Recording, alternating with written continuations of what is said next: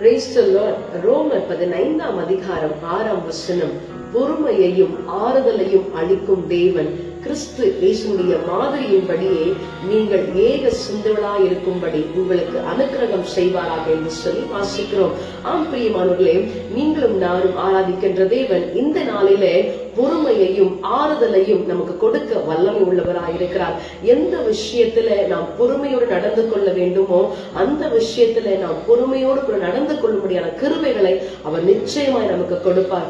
மாத்திரம் இல்லாமல் எந்த விஷயத்துல நாம் சோர்ந்து போய் ஆறுதலை தேடி ஓடிக்கொண்டிருக்கிறோமோ அந்த காரியங்களிலே அவர் நிச்சயமாகவே உங்களுக்கும் எனக்கும் ஆறுதலை கத்தர் கொடுத்து இந்த நாளிலே நாம நடத்த அவர் வல்லமை உள்ள தேவனாய் இருக்கிறார். இந்த நாளிலேயும் பொறுமையையும் ஆறுதலையும் கொடுக்கிற தேவாதி தேவனிடத்தில் நம்ம ஆராதிக்க நம்ம விட்டு கொடுப்போமா?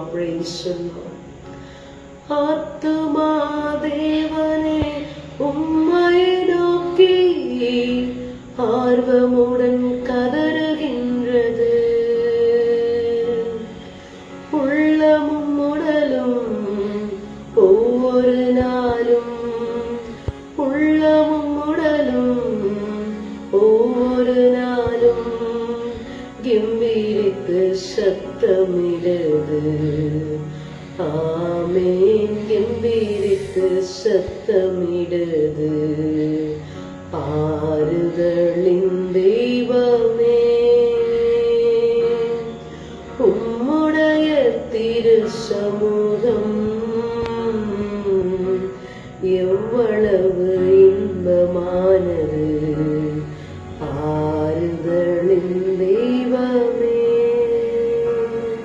ஆம் ஆண்டவரே, இந்த நாளிலும் நாங்கள் எந்த காரியத்தில பொறுமையோடு உங்களுடைய ஆறுதலை நாடி ஓடி வந்திருக்கிறோமோ அந்த காரியத்தில் உங்களுடைய பொறுமையையும் உங்களுடைய ஆறுதலையும் பெற்றுக்கொள்ள எங்களை ஆசீர்வதிக்கும்படியாய் கேட்கிறோம். ஆசீர்வதியும் இயேசுவின் நாமத்தில் தாழ்மையோடு ஜெபிக்கிறோம் எங்கள் ஜீவனுள்ள நல்ல பிதாவே. ஆமென். God bless you. Have a blessed day.